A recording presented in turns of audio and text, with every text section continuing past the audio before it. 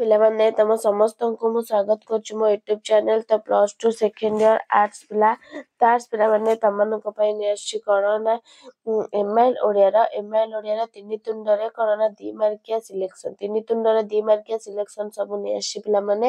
ତ ଚାଲ ଆମେ ଷ୍ଟାର୍ଟ କରିବା। ତ ପ୍ରବନ୍ଧ 3 ତୁଣ୍ଡରେ ପ୍ରାବନ୍ଧିକ କିଏ ନା ଭୁବନେଶ୍ୱର ବେହେରା। 1 ନମ୍ବର କ୍ୱେଶ୍ଚିନ୍ କ'ଣ ଥିଲା, ଗଣଙ୍କର ଶାସନ କହିବାର ବିଶେଷ ଅର୍ଥ ଥିଲା ପରି କାହିଁକି ମନେ ହୁଏ ନାହିଁ? ନା ଗଣଙ୍କର ଶାସନ ବୋଲି କହିବାର କୌଣସି ବିଶେଷ ଅର୍ଥ ଥିଲା ପରି ମନେ ହୁଏ ନାହିଁ, କାରଣ ଶାସନ କହିଲେ ଲୋକଙ୍କ ଉପରେ ଶାସନକୁ ବୁଝାଏ, ନିଜ ସ୍ତ୍ରୀ କିମ୍ବା ପୁଅ ଝିଅଙ୍କ ଉପରେ ମାଲିକାନା ଜାହିର କରିବା ନୁହେଁ। ପୁନଶ୍ଚ ପୂର୍ବରୁ ପ୍ରଚଳିତ ରାଜରାଜୁଡ଼ା ଶାସନଠାରୁ ଆରମ୍ଭ କରି ସାମରିକ ଏକଛତ୍ରବାଦୀ ଶାସକମାନେ ମଧ୍ୟ ସେମାନଙ୍କ ଶାସନ ଗଣଙ୍କ ହିତ ପାଇଁ ଉଦ୍ଦିଷ୍ଟ ବୋଲି ଘୋଷଣା କରିଥାନ୍ତି। ନେକ୍ସଟ, ଗଣତନ୍ତ୍ର ଶାସନ ଯେ ଗଣଙ୍କ ପାଇଁ ବା ଗଣଙ୍କ ହିତ ପାଇଁ କହିବାର ବିଶେଷ ତାତ୍ପର୍ଯ୍ୟ ନାହିଁ, କାହିଁକି ନା ନିଜ ଉପୁଡ଼ା ରାଜରଜୁଡ଼ା ଶାସନଠାରୁ ଆରମ୍ଭ କରି ଆଚାର ଭ୍ରଷ୍ଟ ମକାର ବ୍ୟଭିଚାରଗ୍ରସ୍ତ ଇହା ସାମରିକ ଏକଛତ୍ରବାଦ ପର୍ଯ୍ୟନ୍ତ ପ୍ରତ୍ୟେକ ଶାସନ ଡିଣ୍ଡିମ ପିଟି ଘୋଷଣା କରି କହେ ଯେ ତାଙ୍କ ପ୍ରବର୍ତ୍ତିତ ଶାସନ ଗଣଙ୍କ ସମୂହ ହିତ ପାଇଁ ଉଦ୍ଦିଷ୍ଟ। ତେଣୁ ଗଣଙ୍କ ପାଇଁ ବା ଗଣଙ୍କ ହିତ ପାଇଁ ଶାସନ ଯେ ଗଣତନ୍ତ୍ର ଶାସନର ଏକ ବିଶେଷତ୍ୱ, ସେ କଥା କହିବାର ବିଶେଷ ତାତ୍ପର୍ଯ୍ୟ ଥିଲା ପରି ମନେ ହୁଏ ନାହିଁ। ପ୍ରକୃତରେ ଗଣତନ୍ତ୍ର ଶାସନ ଗଣଙ୍କ ଦ୍ୱାରା ଶାସନ ହିଁ ଗଣତନ୍ତ୍ରର ପ୍ରଧାନ ବିଶେଷତ୍ୱ ଓ ଏହି ଶାସନରେ ଲୋକେ ନିଜ ନିଜକୁ ଶାସନ କରନ୍ତି।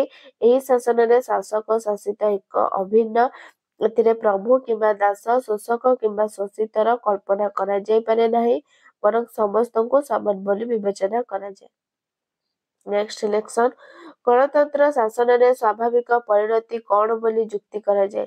ଗଣତନ୍ତ୍ର ଶାସନରେ ଶାସକ ଓ ଶାସିତ ଏକ ଅଭିନ୍ନ, ଏଥିରୁ ପ୍ରଭୁ କିମ୍ବା ଦାସ, ଶୋଷକ କିମ୍ବା ଶୋଷିତର କଳ୍ପନା କରାଯାଇ ନପାରେ। ସାମାଜିକ ନ୍ୟାୟ, ଅର୍ଥନୈତିକ ସମତା, ବ୍ୟକ୍ତିଗତ ଅଧିକାର ଓ ବ୍ୟକ୍ତିଗତ ସ୍ୱାଧୀନତା ଲାଭ ସଙ୍ଗେ ସଙ୍ଗେ ସମଷ୍ଟିଗତ ପ୍ରଗତି ଏ ଶାସନର ସ୍ୱାଭାବିକ ପରିଣତି ବୋଲି ଯୁକ୍ତି କରାଯାଏ। ନେକ୍ସଟ, ଅର୍ଥନୈତିକ ସମତାର ଆଶାକୁ କଳ୍ପନାର ବିଳାସ ବୋଲି କହିବାର କାରଣ କ'ଣ? ନା ଆମ ଦେଶରେ ଧନୀ ଦରିଦ୍ରଙ୍କ ମଧ୍ୟରେ ବ୍ୟବଧାନ ବଢ଼ି ଚାଲିଛି। ଦଳେ ଧନର ପ୍ରାଚୁର୍ଯ୍ୟ ମଧ୍ୟରେ ଥିବାବେଳେ ସାଧାରଣ ଜନତା ଭୋକ ମେଣ୍ଟାଇ ପାରୁନାହିଁ। ପୁଞ୍ଜିପତିର ବିଶାଳ ପ୍ରାସାଦ ଓ ଭିକାରୀର ପତ୍ରକୁଣିଆ ରାସ୍ତାକଡ଼ ମଧ୍ୟରେ ଅର୍ଥନୈତିକ ସମତା ଆଶା କରିବା କଳ୍ପନାର ବିଳାସ ଛଡ଼ା ଅନ୍ୟ କିଛି ହୋଇ ନପାରେ। ନେକ୍ସଟ, ଭାରତରେ ସାମାଜିକ ନ୍ୟାୟ ଲଙ୍କାରେ ହରିଶବ୍ଦ ପରି ବୋଲି କୁହାଯାଏ କାହିଁକି? ନା ଆମ ଦେଶ ଭାରତ ଛୁଆଁ ଅଛୁଆଁର ପୀଠସ୍ଥଳୀ ଭାବେ ପରିଚିତ। ବହୁ କାଳରୁ ଆମ ଦେଶରେ ଜାତି ପ୍ରଥା ପ୍ରଚଳିତ ଏବଂ କେତେକ ଜାତିର ଲୋକେ ଅଛୁଆଁ ବର୍ଗ ରୂପେ ପରିଗଣିତ ହେଉଛନ୍ତି। ଏପରି ସ୍ଥଳେ ରାବଣ ରାଜତ୍ୱ କରୁଥିବା ଲଙ୍କାରେ ହରିଶବ୍ଦ ଶୁଣିବା ଯେଉଁପରି ଅସମ୍ଭବ, ବ୍ୟାପାରରେ ସେହିପରି ଭାରତ ଭଳି ଜାତିପ୍ରଥା ପ୍ରଚଳିତ ସମାଜରେ ସାମାଜିକ ନ୍ୟାୟ ଆଶା କରିବା ବିଡ଼ମ୍ବନା ଅଟେ। ନେକ୍ସଟ, ଆମ ଦେଶରେ ବ୍ୟକ୍ତିଗତ ଅଧିକାର ସମଷ୍ଟିଗତ ପ୍ରଗତିର ସ୍ୱରୂପ କିପରି? ନା ଆମ ଦେଶରେ ଜନସାଧାରଣ ଶିକ୍ଷା ବିହୀନ ଓ ସମାଜରେ ବହୁ କୁସଂସ୍କାର ପ୍ରଚଳିତ। ଏଭଳି ଶିକ୍ଷାବିହୀନ ଓ କୁସଂସ୍କାରପୂର୍ଣ୍ଣ ସମାଜରେ ବ୍ୟକ୍ତିଗତ ଅଧିକାର ଚିଲିକା ମାଛ ପରି ସ୍ୱପ୍ନିଳ ଓ ଦୁଷ୍ପ୍ରାପ୍ୟ, ଆଉ ସମଷ୍ଟିଗତ ପ୍ରଗତି ଆକାଶ କଇଁଆ ପରି କପୋଳକଳ୍ପିତ। ଅର୍ଥାତ୍ ଭାରତୀୟ ସମାଜରେ ବ୍ୟକ୍ତିଗତ ଅଧିକାର ଓ ସମଷ୍ଟିଗତ ପ୍ରଗତି ଆଶା କରିବା ବିଡ଼ମ୍ବନା ମାତ୍ର।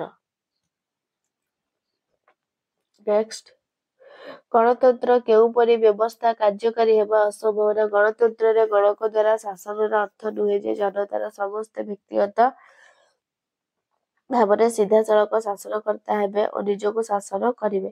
ଏପରି ବ୍ୟବସ୍ଥା କାର୍ଯ୍ୟକାରୀ ହେବା ଅସମ୍ଭବ। ରାଷ୍ଟ୍ରର ବିଶାଳ ଜନସଂଖ୍ୟା ଦୃଷ୍ଟିରୁ ଜନତା ଦ୍ୱାରା ଜନତାର ଶାସନ ପ୍ରତ୍ୟକ୍ଷ ନ ହୋଇ ପରୋକ୍ଷ ହେବା ସ୍ୱାଭାବିକ, ଅର୍ଥାତ୍ ଶାସନ ପ୍ରତିନିଧିମୂଳକ ହେବା ସ୍ୱାଭାବିକ। ନେକ୍ସଟ, ଗଣତନ୍ତ୍ର ଶାସନ କହିଲେ କ'ଣ ବୁଝାଏ? ନା କୁହାଯାଏ ଯେ ଗଣଙ୍କ ଦ୍ୱାରା ଗଣଙ୍କ ପାଇଁ ଗଣଙ୍କର ଶାସନ ହେଉଛି ଗଣତନ୍ତ୍ର ଶାସନ।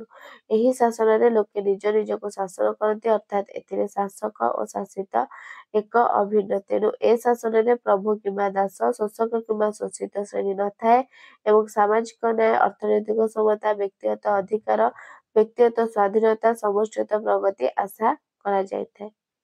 ନେକ୍ସଟ, ଲୋକ ପ୍ରତିନିଧି ମନୋନୟନ ଗଣତନ୍ତ୍ରର ମେରୁଦଣ୍ଡ ବୋଲି କୁହାଯାଏ କାହିଁକି?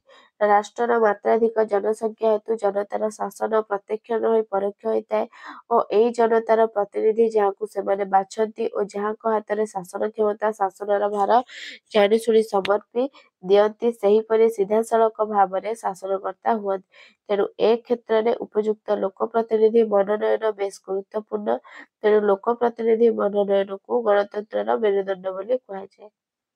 ପରବର୍ତ୍ତୀ କ୍ୱେଶ୍ଚିନ୍, କେଉଁ ଦେଶରେ ଭୋଟଦାତାମାନେ ଲୋକ ପ୍ରତିନିଧି ହେବା ପାଇଁ ଉପଯୁକ୍ତ? ଯେଉଁ ଦେଶରେ ଲୋକେ ଶାସନ ସମ୍ବନ୍ଧୀୟ ଜ୍ଞାନରେ ସୁଶିକ୍ଷିତ, ନିଜ ନାଗରିକ ଅଧିକାର ତଥା ପ୍ରତିନିଧି ବାଛିବାର ଜ୍ଞାନ ସଂକ୍ଷେପରେ ସଚେତନ, ସେ ସମ୍ବନ୍ଧରେ ସଚେତନ, ସେହି ସବୁ ଦେଶରେ ଭୋଟଦାତାମାନେ ଲୋକ ପ୍ରତିନିଧି ହେବା ପାଇଁ ଉପଯୁକ୍ତ। ପ୍ରତ୍ୟେକ ବ୍ୟକ୍ତି ବିଶେଷଙ୍କ ଦୋଷ ଗୁଣ, କ୍ରିୟାକଳାପ, ଚିନ୍ତାଧାରା ଓ ମାନସିକ ଦୃଷ୍ଟିକୋଣ, ସାଧୁତା, ସଂଯମପଣିଆ ତଥା କାର୍ଯ୍ୟଦକ୍ଷତା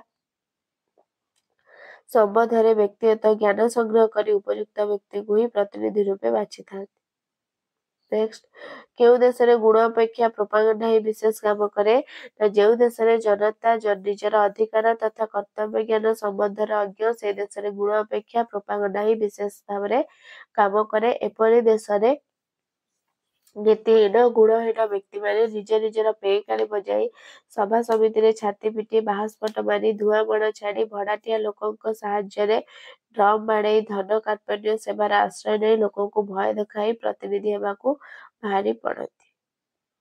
ପାଣକୁ ଦେଖି ଗୋସାଇଁଙ୍କ ଅବସ୍ଥା କଣ ହେଲା? ନା ପାଣର କଳା ମଚ ମଚ ଦେହ, କହରା ନିଶ, ପେଁକାଳି କାଠରେ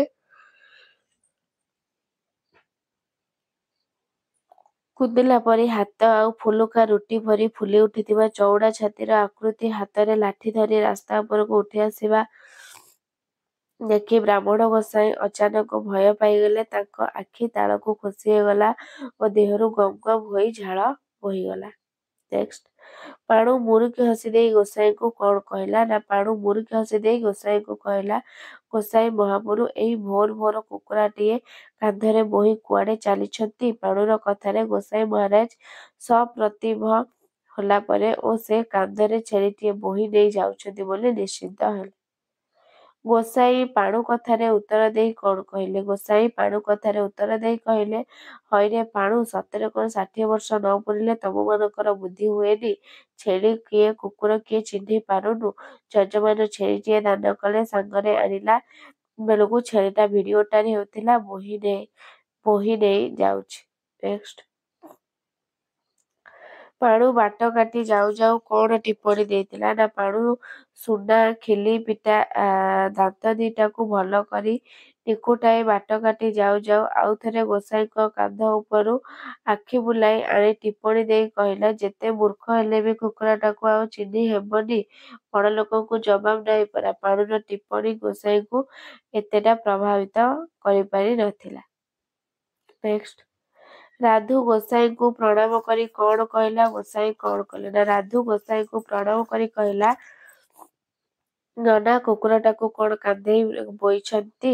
କଳିଯୁଗ ବୋଲି କଣ ସବୁ ଆଚାର ବିଚାର ଗଲା? ରାଧୁ କଥା ଗୋସାଇଁଙ୍କୁ ଅଡ଼ୁଆ ଲାଗିବାରୁ ସେ ଛେଳିଟାକୁ କାନ୍ଧରୁ ଓହ୍ଲାଇ ଛେଳିଟିର ଖୁର ଲାଞ୍ଜ ପରଖି ନେଲେ ଓ ଆଣିଲା ବେଳେ କେଉଁଠି ମେଁ ମେଁ କରିଥିଲା କି ନାହିଁ ମନେ ପକାଇବାକୁ ଚେଷ୍ଟା କଲେ। ନେକ୍ସଟ, ରାଧୁ ବାଟ କାଟି ଯାଉ ଯାଉ କଣ ପଦେ ଶୁଣାଇ ଦେଇଗଲା ଓ ଗୋସାଇଁ କେଉଁ ଚିନ୍ତାରେ ମଜିଗଲେ? ରାଧୁ ବାଟ କାଟି ଯାଉ ଯାଉ ପଦେ ଶୁଣାଇ ଦେଇଗଲା, ଛେଳି ନା ବାଛୁରୀ? ହଁ, ସରଗକୁ ନିଶୁଣି ନାହିଁ ପରା। କଣ କହିଲା ଠିକ୍ ଶୁଣାଗଲାନି। ଏଥର ଗୋସାଇଁ ଗଭୀର ଚିନ୍ତାରେ ମଜି ଯାଇ ଭାବିଲେ, ଯଜମାନ ତାଙ୍କୁ ସତରେ କୁକୁଡ଼ାଟାଏ ଦେଇନି ତ? କଳି କାଳରେ ସବୁ ସମ୍ଭବ, କିଛି ଦୃଢ଼ କରି କହି ହେବନି। ନେକ୍ସଟ, ଅଗାଧୁ ଭକ୍ତିପୂତ ପ୍ରଣାମ ଜଣାଇ କଣ କହିଲା?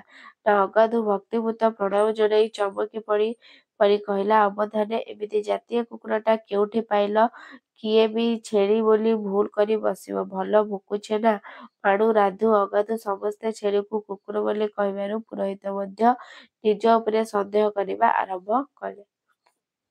ନେକ୍ସଟ, ରାଧୁ ଚାଲିଗଲା ପରେ ପୁରୋହିତ କଣ କଲେ? ନା ରାଧୁ ଚାଲିଗଲା ପରେ ପୁରୋହିତଙ୍କ ନିଜ ଉପରେ ବିଶ୍ୱାସ ତୁଟିଗଲା ଓ ସେ ଛେଳିଟାକୁ ରାସ୍ତା ଉପରେ ଠିଆ ଠିଆ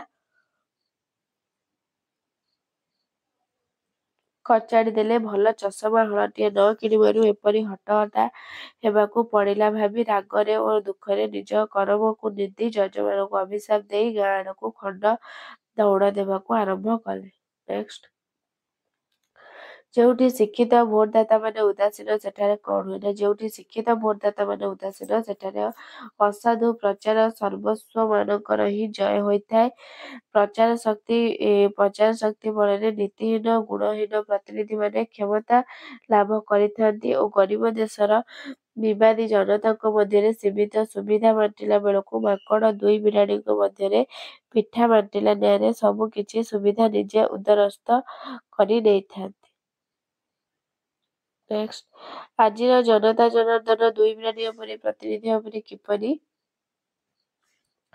କିପରି ଅନାଇ ରହୁଛନ୍ତି ନା, ପ୍ରଚାର ଶକ୍ତି ବଳରେ ଜନପ୍ରତିନିଧି ସାଜିଥିବା ଗୁଣହୀନ ନୀତିହୀନ ଜନପ୍ରତିନିଧିମାନେ ଗରିବ ଦେଶର ବିବାଦୀ ଜନତାଙ୍କ ମଧ୍ୟରେ ସୀମିତ ସୁବିଧା ବାଣ୍ଟିଲା ବେଳେ ମାଙ୍କଡ଼ ଦୁଇ ବିରାଡ଼ିଙ୍କ ମଧ୍ୟରେ ପିଠା ବାଣ୍ଟିଲା ଭଳି ଏପଟୁ ପୁଳାଏ ସେପଟୁ ପୁଳାଏ ପକେଟରେ ଭର୍ତ୍ତି କରିଦେବାରୁ ତରାଜୁର ଦୁଇ ପଟ ଖାଲି ହୋଇଯାଉଛି। ଆଜିର ଜନତା ଜନାର୍ଦ୍ଦନ ଦୁଇ ବିରାଡ଼ିଙ୍କ ପରି ପ୍ରତିନିଧିମାନଙ୍କୁ ଖାଲି ଓଠ ଚାଟି ମିଟି ମିଟି କରି ଅନାଇ ରହୁଛନ୍ତି। ନେକ୍ସଟ, ଯେଉଁ ପ୍ରତିନିଧିମାନଙ୍କୁ ତରାଜୁ ଧରିବାକୁ ସୁଯୋଗ ମିଳୁନି ସେମାନେ କଣ କରନ୍ତି ନା, ଯେଉଁ ପ୍ରତିନିଧିମାନଙ୍କୁ ତରାଜୁ ଧରିବାକୁ ସୁଯୋଗ ମିଳୁନି ସେମାନଙ୍କ ମଧ୍ୟରୁ କେତେକ ମାଙ୍କଡ଼ଚିତ୍ ମାରି ରାଜନୀତିକ ପଟ ପରିବର୍ତ୍ତନ କରୁଛନ୍ତି। ତାପରେ ଆରମ୍ଭ ହେଉଛି ବାଉଁଶରାଣୀ ଖେଳ ଓ କେଉଁ ନେତା ଲାଠିଟିଏ ଧରି ବା ରଙ୍ଗ ବେରଙ୍ଗର ଛତା ଧରି ଦୁଇ ବାଉଁଶ ଖୁଣ୍ଟ ମଧ୍ୟରେ ବନ୍ଧା ଯାଇଥିବା ଦଉଡ଼ି ଉପରେ ନାନା କାରସାଦି ଦେଖାଉଛନ୍ତି। ପରବର୍ତ୍ତୀ କ୍ୱେଶ୍ଚିନ୍, ଶେଷ କ୍ୱେଶ୍ଚିନ୍, କେଉଁ କଥାରେ ଅଭାବ ଥିବା ଯାଏ ଗଣତନ୍ତ୍ରର ସଫଳତା ଆଶା କରିବା ବିଡ଼ମ୍ବନା ବୋଲି ଲେଖକ କହିଛନ୍ତି? ଗଣଶିକ୍ଷା ଗଣଚେତନାର ଅଭାବ ଥିବା ଯାଏ ଗଣତନ୍ତ୍ରର ସଫଳତା ଆଶା କରିବା ବିଡ଼ମ୍ବନା ମାତ୍ର। ଏପରି କ୍ଷେତ୍ରରେ ଗୁଣହୀନ ନୀତିହୀନ ବ୍ୟକ୍ତିମାନେ ପ୍ରଚାର ଶକ୍ତି ବଳରେ ଜନପ୍ରତିନିଧି ସାଜି କ୍ଷମତା ପାଇଥାନ୍ତି ଓ ଗରିବ ଜନସାଧାରଣଙ୍କ ମଧ୍ୟରେ ସୀମିତ ସୁବିଧା ବଣ୍ଟନ କରିବା ଆଳରେ ସବୁ ସୁବିଧା ନିଜେ ଆତ୍ମସାତ୍ କରିଥାନ୍ତି। ପିଲାମାନେ ତମର ଏତିକି କ୍ୱେଶ୍ଚିନ୍, 3 ତୁଣ୍ଡର ସବୁ 2 ମାର୍କିଆ ବହୁତ ଗୁରୁତ୍ୱପୂର୍ଣ୍ଣ। ଭିଡ଼ିଓଟି ଭଲ ଲାଗିଥିଲା ଲାଇକ୍ ସେୟାର ସବସ୍କ୍ରାଇବ କରିଦିଅ। ରହୁଛି, ଧନ୍ୟବାଦ, ଜୟ ଜଗନ୍ନାଥ।